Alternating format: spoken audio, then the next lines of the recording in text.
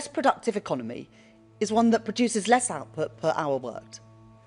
That has consequences for working people, for their jobs and for their wages. We are having to look at taxes and spending, and it's got to be both of those things. And the speech I made last week was about setting the context for the budget, which is a difficult one. And I think people can see that and they understand why this is a difficult budget. In last year's budget, I raised taxes on business and the wealthiest to close the £22 billion black hole in the public finances left by the party opposites. There's big questions hanging over Rachel Reeves today, and they're not going to go away. The Chancellor has been accused of lying to the country after it emerged that she never faced the £30 billion black hole she used to justify the massive tax raid that she did on Wednesday.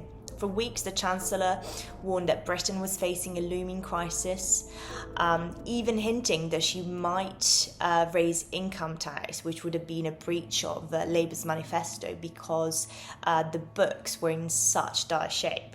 But here's the big revelation today, that actually the OBR, which is the government's own financial watchdog, had told Rachel Reeves back in September that the black hole didn't actually exist. And by October 31st, they'd actually told her that she was sitting on a £4.2 billion surplus.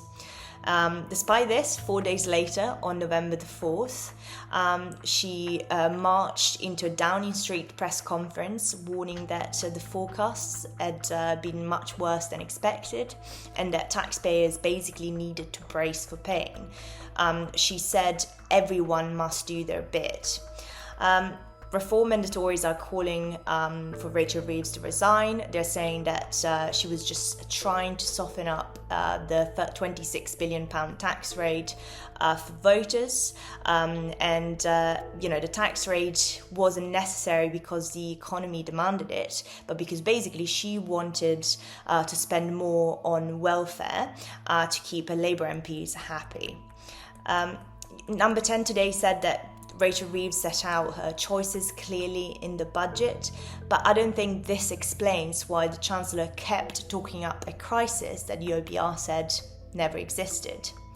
So there's big questions for the Chancellor, but there's also big questions for the Prime Minister. If a Chancellor raises taxes on the back of a crisis that didn't exist, can she really stay in the job?